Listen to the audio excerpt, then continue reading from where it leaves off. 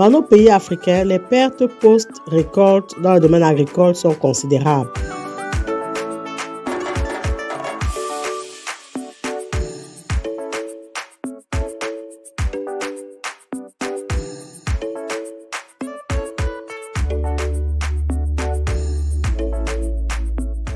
En effet, nos agriculteurs subissent d'énormes pertes après les récoltes.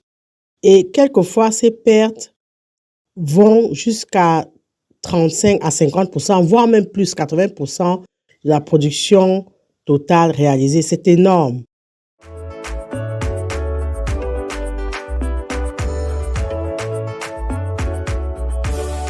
On enregistre le plus de pertes agricoles au niveau des denrées périssables comme les fruits, les légumes notamment.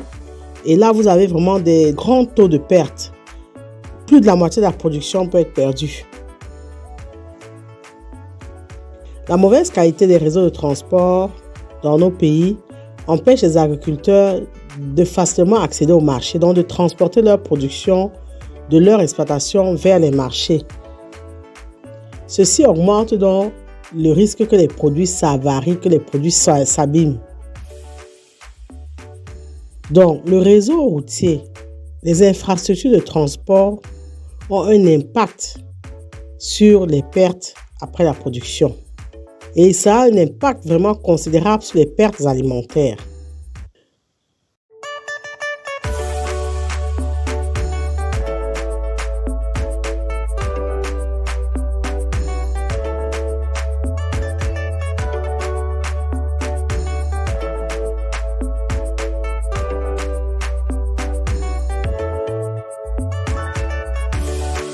Le stockage également après la récolte, le stockage inadéquat également peut entraîner donc des pertes.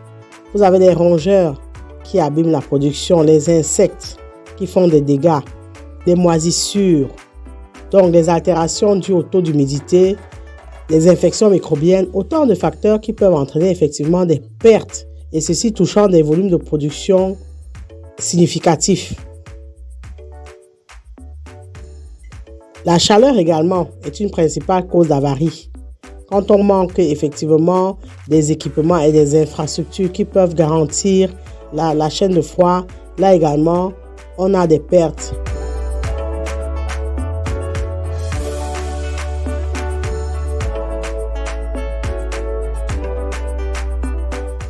Et lorsque nous parlons des pertes, on parle aussi bien des pertes au niveau des quantités, donc la quantité mesurée en poids, qu'au niveau de la qualité mesurée en apparence, donc tout ce qui est texture. Par exemple, vous avez des légumes frais, quand ils arrivent en ville, souvent ils sont flétris, ils ont flétri à cause du transport. Donc au niveau de la qualité, vous allez jauger le goût, la texture, la valeur nutritive. Donc vous allez voir les fruits ou les légumes vont perdre leur valeur. Donc c'est une perte qualitative qui est significative.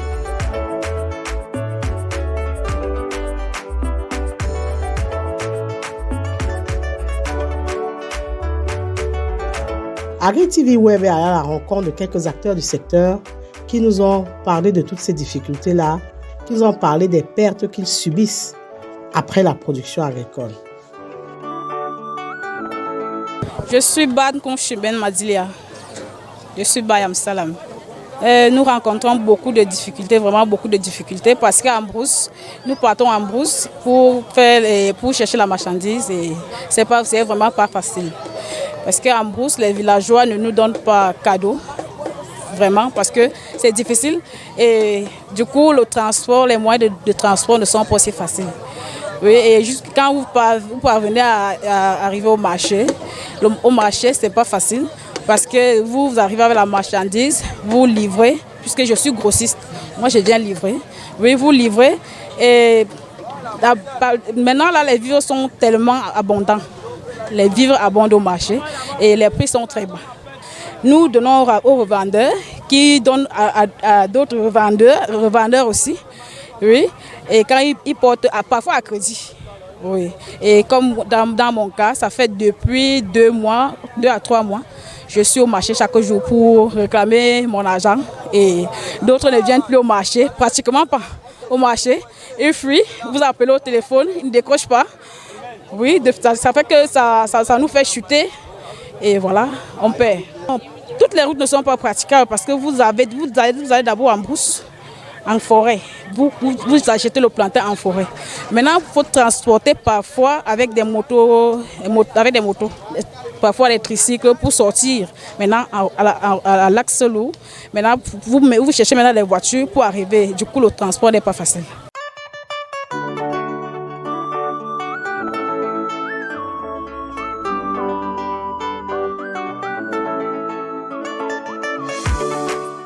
On sort chaque matin vers les 4 pour venir chercher des légumes pour revendre encore. Quand ça ne passe pas, on les conserve le soir, on étale ça dehors. Ça passe la nuit dehors. Le matin, on reprend encore pour vendre. Mais ça ne peut pas faire 3 jours, 4 jours. Ça pourrit vite. Très vite, ça pourrit vite.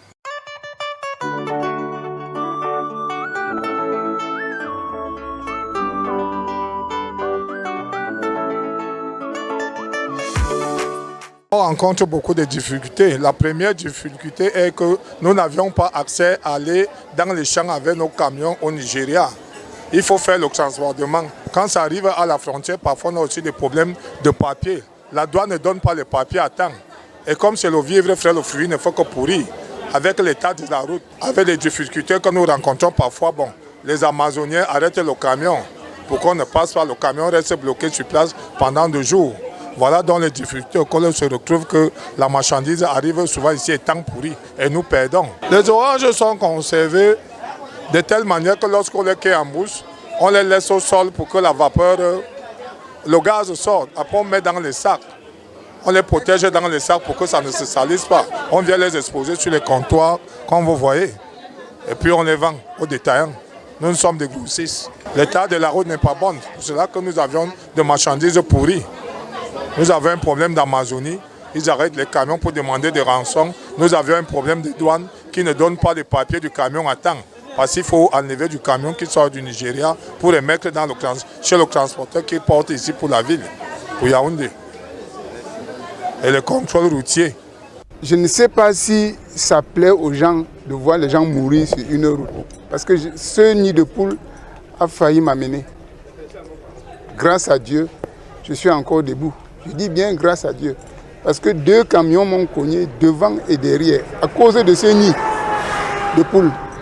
Et l'inconscience de nous les chauffeurs. Parce qu'aujourd'hui, malgré le mauvais état de la route, les gars ne veulent pas rouler doucement, tout en tenant compte de l'état de la route. Vraiment, c'est désolant. Parlant des pertes post-récolte, il est indéniable que l'état du réseau routier est pour beaucoup dans la perte d'une grosse quantité de production agricole, surtout dans les zones rurales. On n'a qu'à comparer, d'après les chiffres du ministère des Travaux publics, le Cameroun, à l'horizon 2022, pour ne prendre que cette estimation-là, était doté de 121 000, à peu près 668 km de routes principales, donc de routes en terre, et avec 20 000 km à peu près de routes bitumées. Vous pouvez imaginer donc que les personnes, les producteurs qui sont sur les axes routiers bitumés bénéficient d'aisance pour l'écoulement de leurs produits. Maintenant, qu'advient-il des personnes et des producteurs qui sont dans les routes, qui sont sur les axes non bitumés, qu'on appelle communément les routes en terre, près de 100 000 km sur l'étendue du territoire national? C'est assez difficile. Pourquoi? Parce que premièrement, les transporteurs ont une hésitation à aller dans ces zones-là, que ce soit en saison sèche ou en saison de pluie.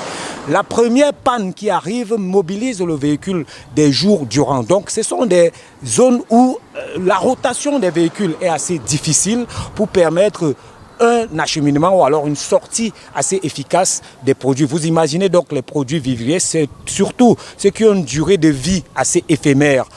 Qu'est-ce qu'on peut penser de la banane plantain? Après 3 jours, elle est irrécupérable. Du manioc, on peut penser également des fruits qui après quelques jours sont pourris. Donc il y a une véritable difficulté pour les producteurs dans ces zones-là pour faire sortir leurs produits. C'est indéniable.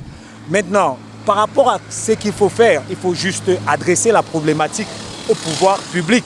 Parce que parfois, les collectivités territoriales décentralisées n'ont pas les moyens logistiques pour pouvoir améliorer la qualité des routes dans ces zones rurales, l'entretien routier, ne serait-ce que pour le reprofilage, il faut des engins et ça a un coût assez exorbitant.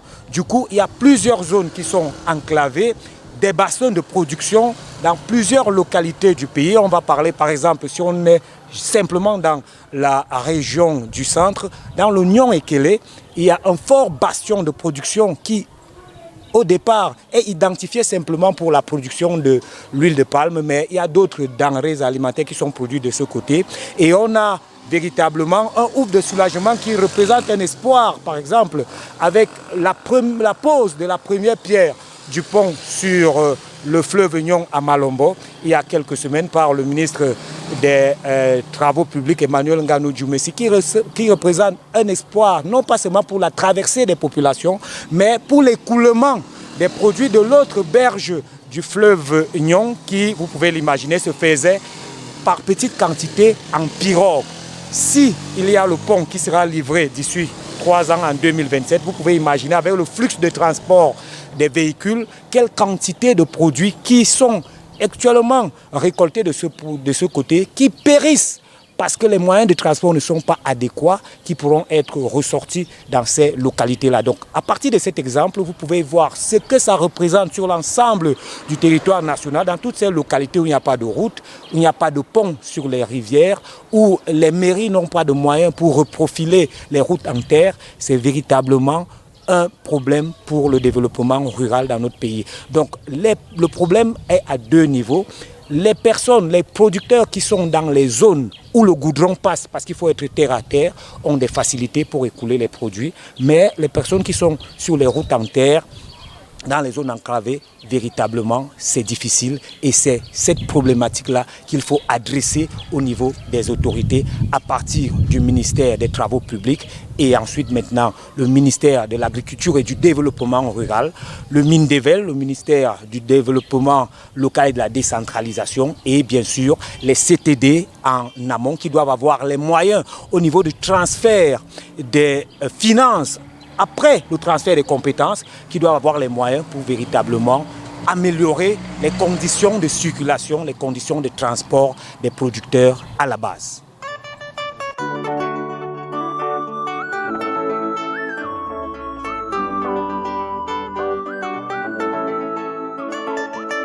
Vous l'avez donc compris, il est capital pour nous d'améliorer non seulement les infrastructures routières, d'améliorer tout ce qui est système qui garantit la chaîne de froid, d'améliorer les systèmes de déshydratation, d'entreposage, de séchage, notamment dans le cas des céréales qui moisissent à cause de l'humidité, etc., etc.